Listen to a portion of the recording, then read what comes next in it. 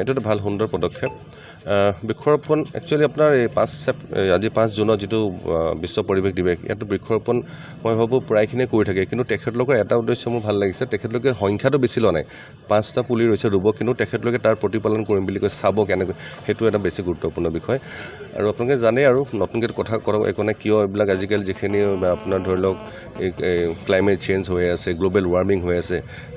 সেইবিলাক কাৰণে আপোনাৰ সেইখিনি কেনেকৈ নিয়ন্ত্ৰণ কৰিব পৰা যায় কেনেকৈ কণ্ট্ৰল কৰিব পৰা যায় তাৰ কাৰণে সকলোৱে বহুতে লাগি আছে বিশ্বৰ বিভিন্ন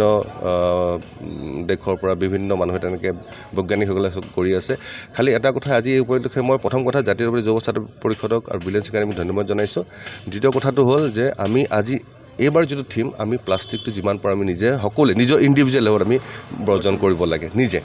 সেইটো আমি এতিয়া আমি কথা অকল কৈ থাকিলে নহ'ব এতিয়া মোৰ ঘৰত নাই প্লাষ্টিক বটল এটা আপুনিও তেনেকৈ কৰিব লাগিব তেনেকৈ কৰিলেহে আমাৰ হ'বগৈ আজি পোনপ্ৰথমে মই আজি 5 জুন মই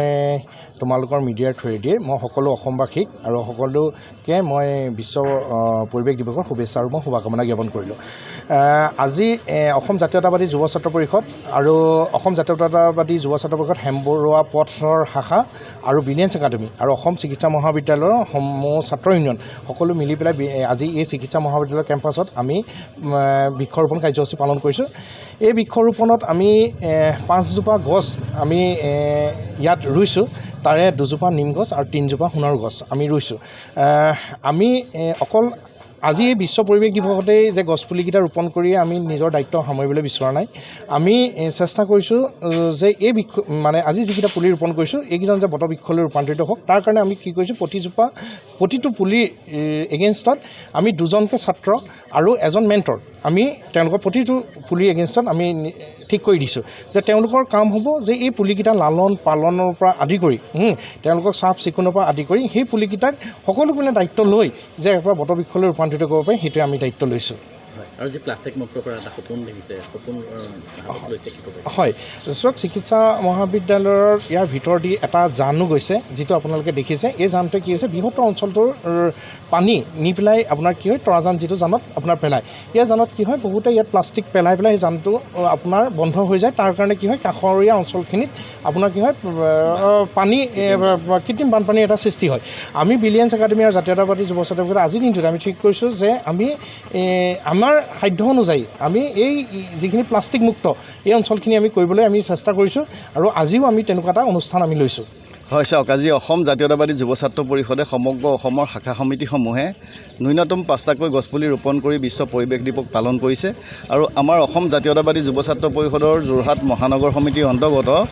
জেল ৰোড হেমবৰুৱা পথ শাখা সমিতি আৰু স্থানীয় আমাৰ যি ভিলেঞ্চ একাডেমী আছে এই ভিলেঞ্চ একাডেমীৰ উদ্যোগত আমি যোৰহাট নগৰৰ মাজমজিয়াত থকা যিখন আমাৰ যোৰহাট চিকিৎসা মহাবিদ্যালয় এই চিকিৎসা মহাবিদ্যালয়ত আমি গছপুলি ৰোপণ কাৰ্যসূচী ৰূপায়ণ কৰিছোঁ বিশ্ব পৰিৱেশ দিৱস উপলক্ষে আৰু এই কাৰ্যসূচী ৰূপায়ণ কৰি আমি এটা কথাই আজি ইয়াত ক'ব বিচাৰিছোঁ যে অসম জাতীয়তাবাদী যুৱ ছাত্ৰ পৰিষদে যিকেইজোপা গছপুলি ইয়াত ৰোপণ কৰিব সেই গছপুলিকেইজোপা আজি ৰোপণ কৰি আমি দায়িত্ব নাসামাৰোঁ অহা বছৰলৈকে আমি তাক লালন পালন কৰি কেনেধৰণে এজোপা ভাল বৃক্ষত পৰিণত কৰোঁ তাৰ কাৰণে অসম জাতীয়তাবাদী যুৱ ছাত্ৰ পৰিষদে চোৱা চিতাৰ দায়িত্ব লৈছে গোটেই বছৰটোৰ কাৰণে প্ৰত্যেকজোপা গছপুলিত আমি এটাকৈ আমাৰ সতীৰ্থক তাত নিয়োজিত কৰিম আৰু ইয়াত যিহেতু আমাক চিকিৎসা মহাবিদ্যালয়ৰ মাননীয় অধ্যক্ষ আৰু অধীক্ষক ডাঙৰীয়াও ইয়াত সহযোগিতা আগবঢ়াইছে আৰু তেখেতসকলৰ মহাবিদ্যালয় কৰ্তৃপক্ষৰ পৰাও